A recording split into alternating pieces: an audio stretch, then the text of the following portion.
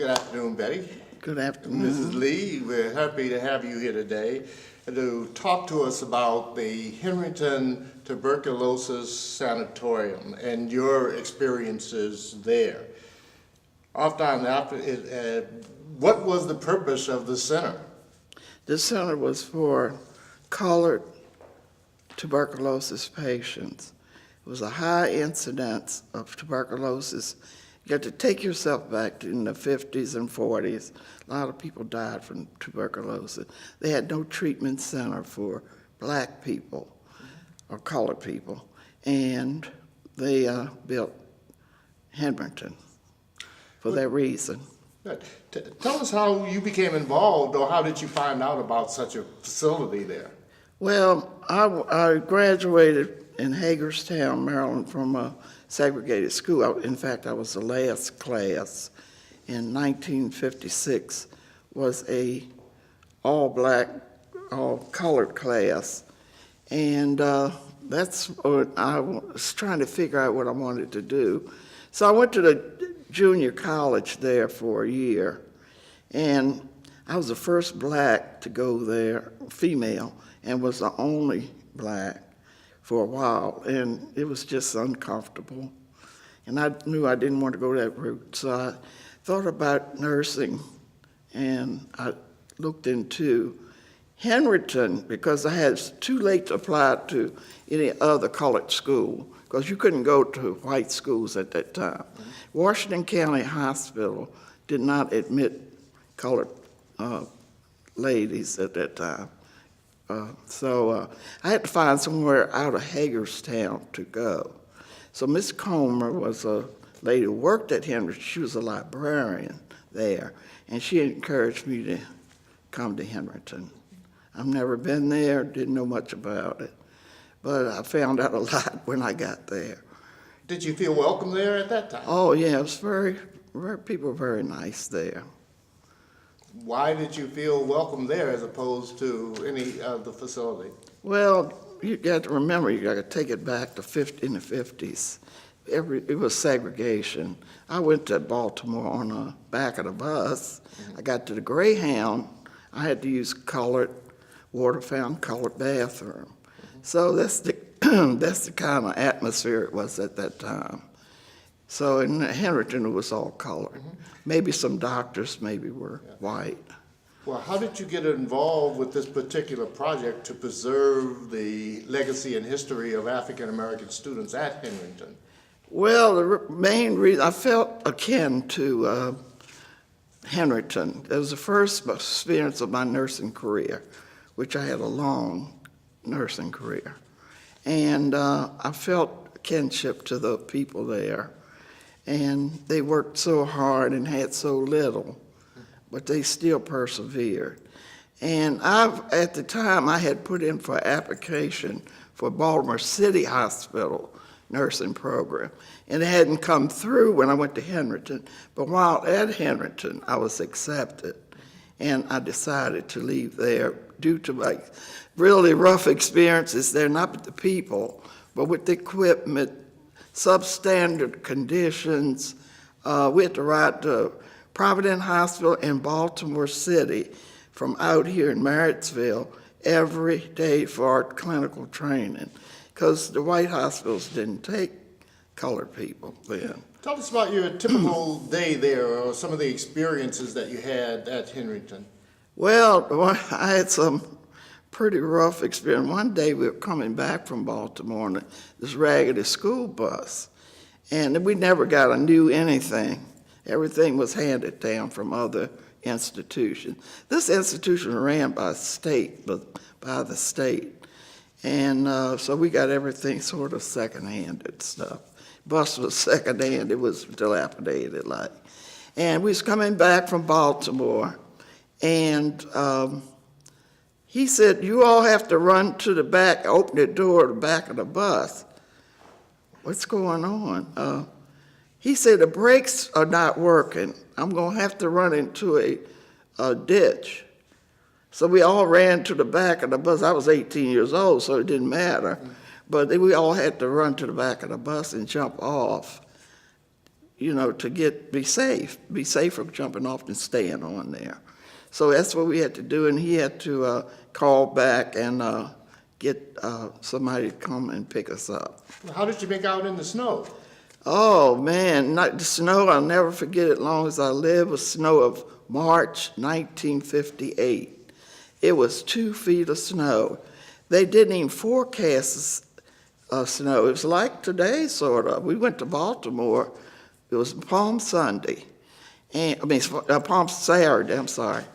And we went to Baltimore, it was 5 or 6. We didn't have cars, but the one minister was married to one of the nursing students. So he said he would come and get us and take us to shop in Baltimore. So we did, and about, it wasn't even lunchtime. We looked like as soon as we got there, good, start pouring snow. And he said about a couple of hours, he said, we got to go. We got to go way out to Marrittsville. You need to. We got almost to Henryton. When he turned on Marrittsville Road, his chains broke. And we had snow up to the waist. They're coming down like rain.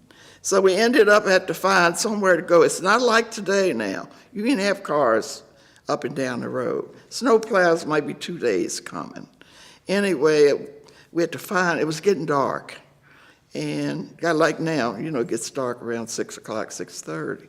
And we saw a light, and we went to the first house. They looked like they were pretty well-to-do, had a lovely home, brick house, and pretty new. And she said we couldn't stay there unless we wanted to go in the basement. She had 2 huge dogs. And I told them I'd just freeze to death if I go there. They were not word friendly at all. The dogs was carrying on. So we had to leave there. And about a half a mile away, we saw another light. And we was tracking the snow, no boots, nothing, wasn't prepared at all, because we didn't know it was going to snow. They didn't even forecast snow. So anyway, we found another, like the poorest people in Carroll County. They invited us in, had about 4 rooms in this little boarded house. And we sat there for 2 days. They gave us some cheese and crackers to eat, because they didn't have much food. So we were very grateful. I was just sorry I don't remember their names, because we were all so grateful for that. So we had to stay there sitting in chairs 2 nights till they cleared the road, and then we walked to Henryton. It was really didn't have much. I didn't take much for me to want to go to Baltimore City hospitals from there, where they had tennis courts, they had elevators in the nurses' home, they had a penthouse. You go lay out if people wanted sunbathe. It's just entirely different. So, and I always thought about the people at Henryton, like I abandoned ship or something, to that. And so I always had it in the back of my heart. That's why I'm doing this project. I see. And a very worthwhile project it is. Oftentimes, the accomplishments and the successes within the African-American community don't receive the priority or supports necessary. When you initiated this project, did you immediately receive the support of the state and local elected officials? No, I had to fight for that. About 2 years I've been fighting for this. And the saddest part is they have no record that Henryton ever existed. That hospital started in 1923, and the nursing program didn't start then, but they closed the nursing program in 1963. And nothing is mentioned nowhere. It's like it never was ever there. And that kind of upset me also. No history. And so I think they might have had it, but they didn't have computers then. People put stuff in boxes, and they probably didn't feel like going through the box, maybe. But the Afro-American newspaper sent me a lot of information. So I'm indebted to them. And of course you had to pay for it, because I guess they had to research to get it. And then this older lady, 84 years old, I came in contact through someone else. God always puts somebody in your space to help you sometimes. That's how I looked at it. I didn't know this lady. She drove all the way from Baltimore to my house here in Carroll County to bring me those papers. They had saved from the closing of the hospital. Somebody threw them all in the trash. And her friend's husband was a janitor, and he collected it all. He thought it was important. She kept it all these years and brought it out. That's how I got out of the history. Nice. In fact, they wouldn't do the historical marker unless I could prove that Henryton existed. It really makes you sad the more you talk about it.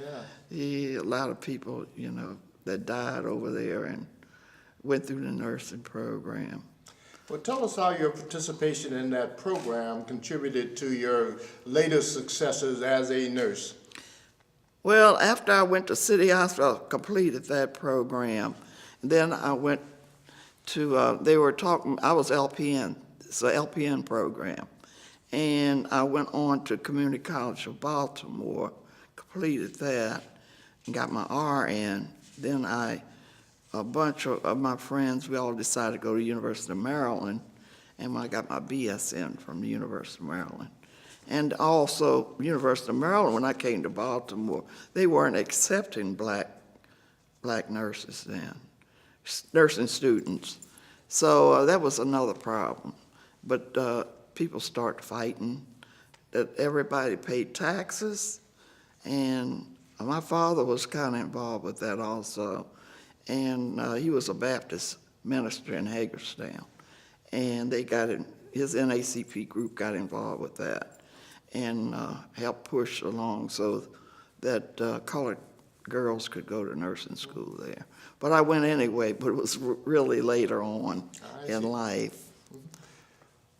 Tell us how that experience and what words of encouragement would you give young African Americans about perseverance now? Persevere, because nothing is easy. And back then it was twice or 3 times harder than it is now. Now things are much more open. They don't have to ride on the back of the bus. They can apply to any nursing school. So they have to just persevere.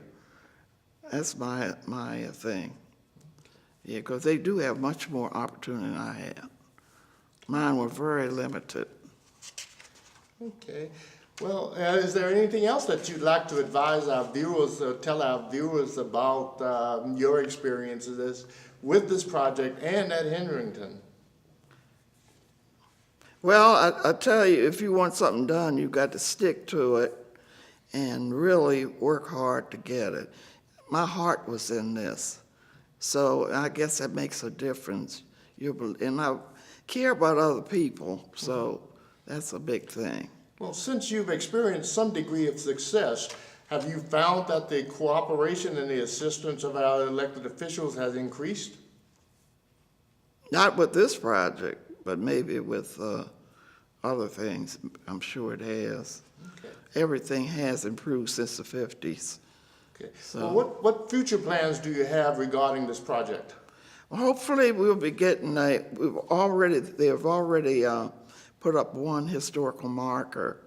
So it wasn't, the information wasn't, we weren't allowed to read it before they put it up. The gentleman that does my lawn, I had told him about this project, and he said, the sign's up. Sign's up. What sign? Henryton sign. He lives down that way. So I said, oh my goodness, they never even let us read it. So that's when I told them it wasn't acceptable. I didn't like the first sign. Didn't include enough that went on there at Henryton. So, I mean, it was more than just fresh air and food. And so, anyway, they said agreed to. After a couple of weeks, they called me back and told me they agreed to let us be a part of the next sign. And we could read it and, add or take away from it. Is the current sign that's coming up or the anticipated signs that meet your approval? Yes, it's much better and includes more. You can't put everything, but we got the most specific things that went on at Henryton. Okay. Is there anything else you'd like to tell us, Ms. Lee? Oh, well, it was hard, but it's worth it. I don't regret doing it. A lot of arguments but I'm surprised that I got it done, because I basically did most of it by myself, and you can't get too much done by yourself, and that's why I kind of incorporated the NAACP to help me. I see. And they are fully participating with this project at this time? Yes, they are. Well, Ms. Lee, we certainly like to, on behalf of the Community Media Center and the citizens of Carroll County, we certainly want to thank you for your efforts and for your calling attention to one historical set in a period of time in the lives of so many African Americans. And we want to thank you for not allowing this to go by the wayside and being a part of the historical project here at the Community Media Center. Thank you so much. Thank you, and thank the community center.